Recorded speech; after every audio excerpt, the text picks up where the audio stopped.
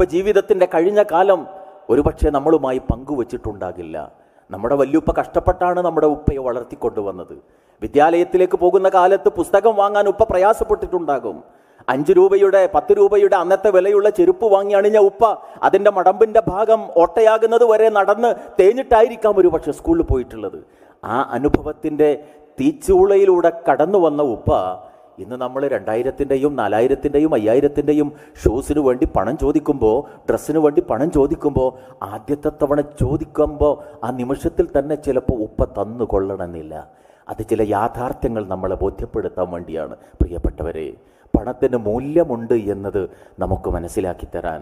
ജീവിതമെന്ന് പറയുന്നത് ഗൗരവതരമായ ചില കാര്യങ്ങളാണ്, കളിയും ചിരിയും മാത്രമല്ല എന്ന് അനുഭവത്തിലൂടെ പഠിപ്പിച്ച ഉപ്പയുടെ ഓരോ പ്രതികരണത്തിലും സ്വാഭാവികമായി അതൊക്കെ വന്നു ചേരും.